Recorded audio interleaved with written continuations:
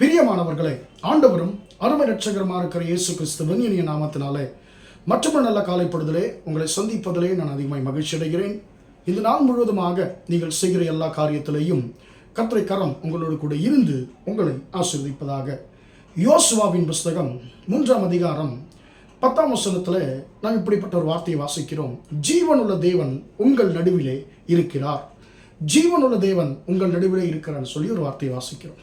அன்பான தேவனுடைய பிள்ளைகளே, நீங்களும் நானும் ஆராதிக்கிற தேவன் அவர் ஜீவனுள்ளவர் என்று சொல்லி பரிசுத்த வேதாகம் சொல்லுகிறது.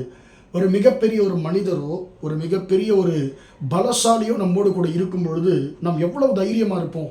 ஒரு பெரிய ஒரு பலசாலி நம்மோடு கூட இருக்கிறார், ஒரு பெரிய ஒரு பாடி பில்டர் நம்மோடு இருக்கிறார், அதனால் நமக்கு ஒரு பெரிய ஒரு பாதுகாப்புன்னு சொல்லி ஒரு மனுஷனுடைய பலத்தை குறித்து நாம் எவ்வளோ சந்தோஷப்படுவோம். ஆனால் பரிசுத்த வேதாகம் சொல்லுகிறது, உங்கள் நடுவில் இருக்கிறவர் ஜீவனுள்ளவர், ஜீவனுள்ள தேவன் உங்கள் நடுவில் இருக்கிறார் என்று சொல்லி கர்த்தருடைய பரிசுத்த வேதாகம் சொல்லுகிறது. இந்த ஜீவனுள்ள தேவன் நம் நடுவில் இருந்து என்ன செய்வார் என்று சொல்லி நான் பார்க்கும் பொழுது, லேவியராகமத்தின் புஸ்தகம் 26ஆம் அதிகாரம் 12-13 வசனங்கள் அதை அருமையாய் சொல்லுகிறது. லேவியராகம் 26:12 சொல்லுகிறது, நான் உங்கள் நடுவிலே உலாவி உங்கள் தேவனாய் இருப்பேன். ஆண்டவர் இங்கேயும் நம் நடுவில் இருக்கிறதை நாம் பார்க்கிறோம். அடுத்து 13ஆம் வசனம் சொல்லுகிறது, அவர் நம் நடுவில் இருந்து நம்முடைய நுகத்தடிகளை முறித்து நம்மை நிமிர்ந்து நடக்க பண்ணுகிற தேவன் என்று சொல்லி லேவியராம் 26:13 சொல்லுகிறது. அன்பான தேவனுடைய பிள்ளைகளே, ஜீவனுள்ள தேவன் நம் நடுவில் இருக்கிறார். அவர் என்ன செய்வார்? நம்முடைய நுகத்தடிகள், நம்முடைய கழுத்தை நம்ம தலையிலிருந்து நடக்க முடியாதபடிக்கு பிசாசு இன்றைக்கு பலவிதமான நுகத்தடிகளை நம்ம மேலே சுமத்தி இருக்கிறான். நுகத்தடி என்று சொன்னால் இப்போ இருக்கிறவர்களுக்கு புரியாது. ஒரு 40-50 வருஷத்துக்கு முன்பதாக நம்ம பார்ப்போம் என்று சொன்னால், நிலத்தை உழுவதற்கு இப்பொழுது டிராக்டர்கள் இருக்கிறது போல் அப்போ டிராக்டர்ஸ் எல்லாம் கிடையாது. மாடுகள், ஏர் மாடுகள் என்று சொல்லி ஏர் மாடுகளை நிலத்தை உழ வைத்திருப்பாங்க. 2 காளை மாடை கொண்டு வருவாங்க. அது மேலே ஒரு பெரிய ஒரு கட்டையை வச்சு 2 மாட்டுடைய கழுத்தையும் பிணைத்து விடுவார்கள். இப்படி இருக்கும், அது அவ்வளோதான். பிணைத்து விட்டுட்டு என்ன பண்ணுவாங்கன்னா, அந்த கட்டையிலிருந்து நீட்டமான 2 இன்னும் பெரிய பாரமான 2 கட்டைகள் இருக்கும். அந்த கட்டைகளுடைய முடிவில் கடைசியில் இன்னும் ஒரு பெரிய ஒரு கட்டை, அதில் பல் போன்ற மரங்கள், பல்ல மாதிரி கூர்மையாக்கப்பட்ட பெரிய மரத்துண்டுகள் அதோடு கூட இணைக்கப்பட்டிருக்கும். இப்போ என்ன செய்வாங்கன்னு கேட்டால், விவசாயி அந்த பாரமான நுகத்தை அந்த மாடு மேலே வச்சு அதோட 2 பிணைக்கப்பட்ட கட்டைகளை வச்சு அதனுடைய கடைசியில் இன்னொரு பெரிய ஒரு கட்டையை வச்சு நிலத்தை உழுது கொண்டிருப்பார். சில நேரத்தில் இந்த விவசாயி அந்த கட்டை மேலே ஏறி நிற்பார், கடைசியில் இருக்கக்கூடிய அந்த கட்டை மேலே ஏறி நிற்பார். இப்போ இந்த மாடுகள் தங்களுடைய பாரத்தையும் அது பேலன்ஸ் பண்ணணும், அந்த நுகத்துடைய பாரத்தையும் தாங்கணும், மண்ணின் பாரத்தையும் தாங்கணும், விவசாயியின் பாரத்தை தாங்கணும்.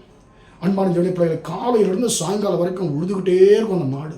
அதை பார்க்கும்போது ரொம்ப கவலையாக இருக்கும். அன்பான ஜோடி பிள்ளைகளே, அது சுதந்திரமாக இருக்க முடியாது, அது வெளியே இந்த நுகத்தடி விட்டு வெளியே வரணும்னு நினச்சாலும் முடியாது. இதுதான் நுகத்தடி. அதுக்கு வாய் இருந்தால் அது சொல்ல, என்னை விட்டுடுங்கன்னு சொல்லி சொல்லுவோம். அந்த அளவுக்கு கடினமானது தான் நுகத்தடி. இன்றைக்கு பிசாசு நம்மேல கூட பலவிதமான நுகத்தடிகள் நம்முடைய கழுத்தை போட்டு இறுக்கி நாம் தலை நிமிர்ந்து வாழ முடியாதபடிக்கு, நாம் நிம்மதியாய் வாழ முடியாதபடிக்கு அவன் பல நுகத்தடிகளை, பலவிதமான நுகத்தடிகளை நம்முடைய கழுத்தில் வைத்து நம்முடைய கழுத்தை பாரம் சுமக்க பண்ணுகிறான். கர்த்தர் சொல்லுகிறார், நான் ஜீவனுள்ள தேவன், நான் உங்கள் நடுவில் இருக்கிறேன். நான் உங்கள் நடுவில் இருந்து பிசாசு உங்கள் மேல் வைத்திருக்கிற சகலவிதமான நுகத்தடிகளையும் முறித்து, அந்த நுகத்தடிகளை முறித்து உங்களை தலை நிமிர்ந்து நடக்க பண்ணுவேன் என்று சொல்லி கர்த்தர் சொல்லுகிறார். அன்பான தேவனுடைய பிள்ளைகளே, எப்படிப்பட்ட நுகத்தடி உங்கள் மேல் சுமத்தப்பட்டிருந்தாலும், அது கடன் பாரமா அல்லது பலவீனமா அல்லது பிசாசின் கிரியைகளா செய்வனைகளா, அன்பான தேவனுடைய பிள்ளைகளே, வேறு எதுவாக இருந்தாலும் நீங்கள் தலை நிமிர்ந்து நடக்க முடியாதபடிக்கு இருக்கிற நுகத்தடிகளை முறித்து போட உங்கள் தேவன் ஜீவனுள்ளவர் உங்கள் நடுவே இருக்கிறார். அவர் உங்களை பாரப்படுத்துகிற, கவலைப்படுத்துகிற, கண்ணீர் வடிக்க வைக்கிற சகலவிதமான நுகத்தடிகளையும் முறித்து உங்களை தலை நிமிர்ந்து நடக்கப்படும் சொல்லி உருவாக்கப்படுகிறார்.